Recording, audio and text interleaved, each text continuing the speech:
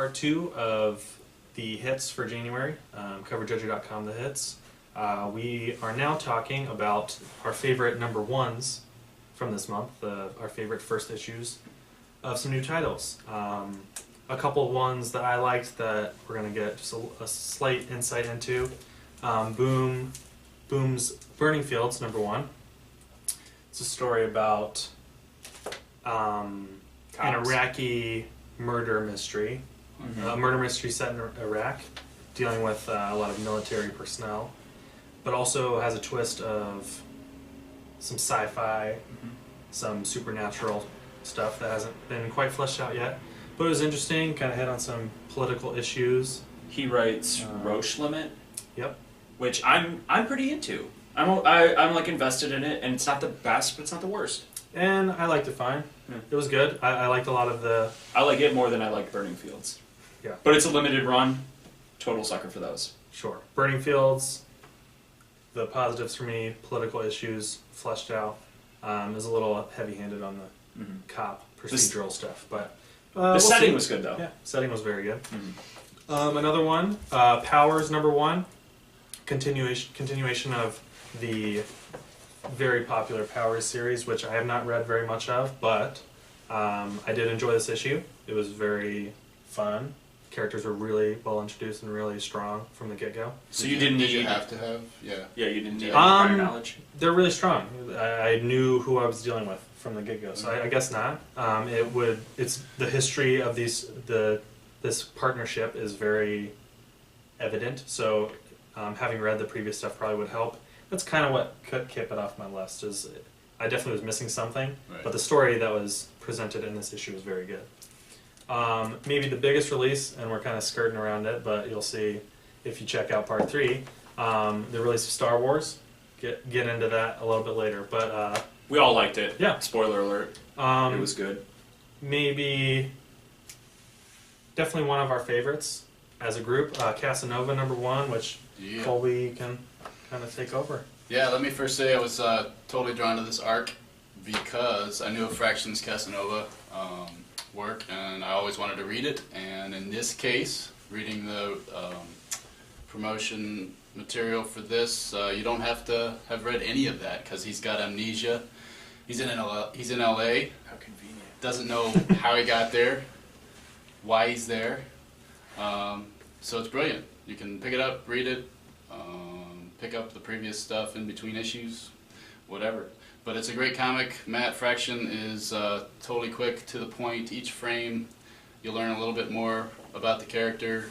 I mean, I know that's how most comics go, but he's just got a cadence to his stuff, and he definitely even interweaves French poetry. So I feel enlightened.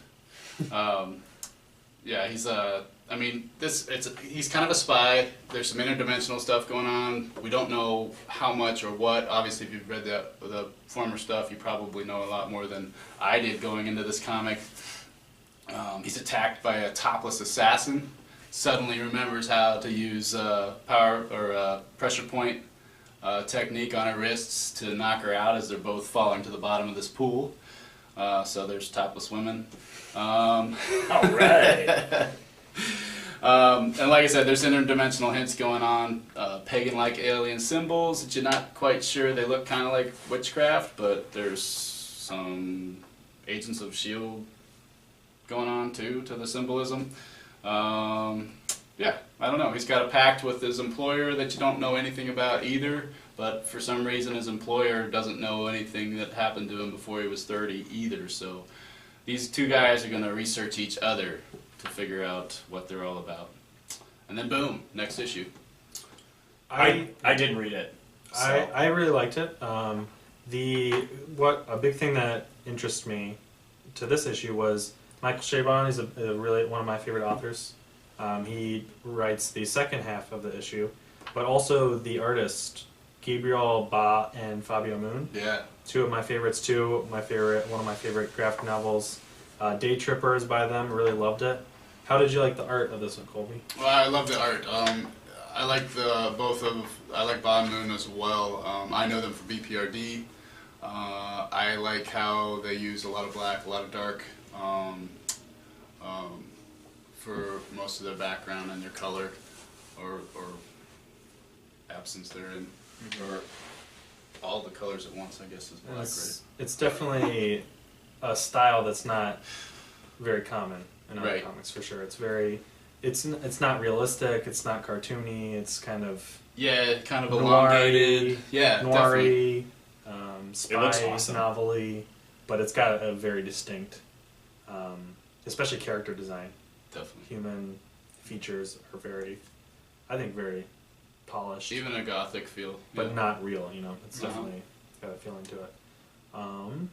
You brought up Michael Chabon. The first thing I noticed about this when I picked it up, again, I haven't read it. It says featuring the backup, the Metanauts by Michael Chabon and Gabriel Ba. So is this one comic? Is it two comics? Is it two stories? That part's hard hard to say. Yeah, it's tough to say. It looks like there might be hints of these stories It's definitely merging two at some stories, point. yeah. It seems like two separate stories on the surface, though.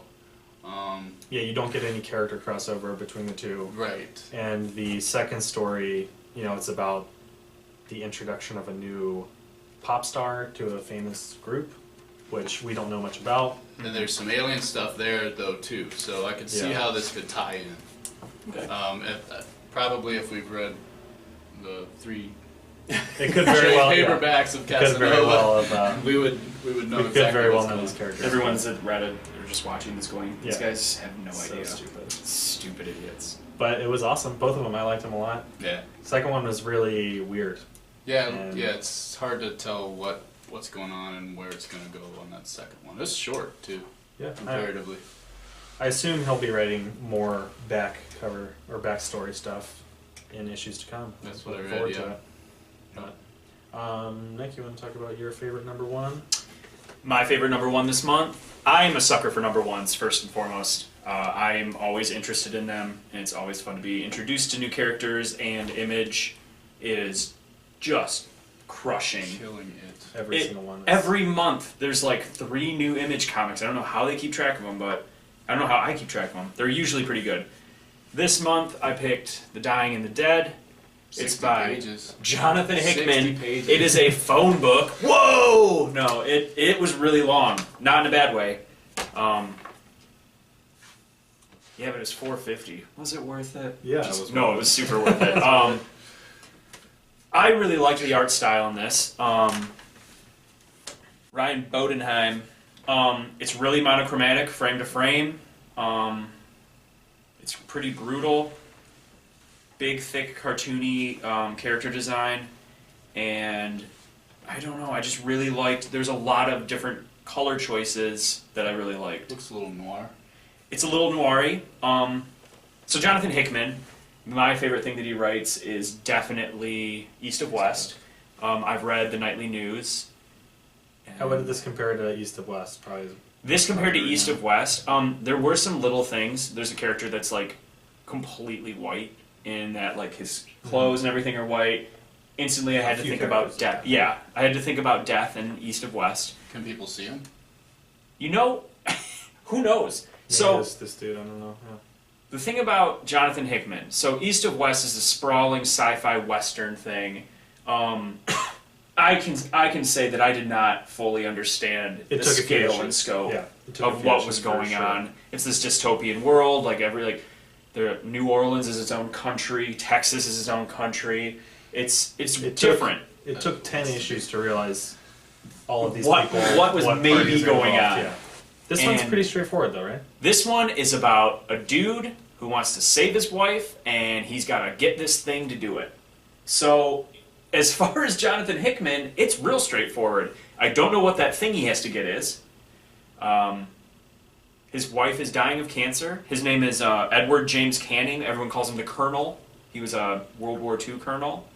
Other than that, it's just, he has some history with this other... The Bishop, who which is kind of lives like in the city, which was like on... It was like a weird underground city that full was... of, immortals. These people look immortal. They live on the Tree of Life, is what it's like alluding to, but they don't really say much. There's a lot about his relationship with the bishop and how it is not common for the bishop to have relationships with people, especially humans or men. They keep saying, I don't think they say humans per se.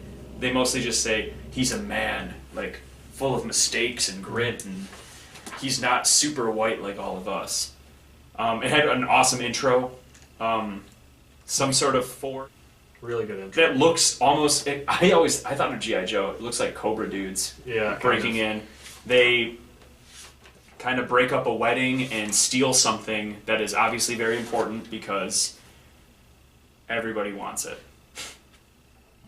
And so the colonel is hired to go find this thing again from the bishop, and in return he will save his dying cancerous wife. Maybe, if he does it in time. With what? Their magic. With their unexplained magic. The cure? The cure.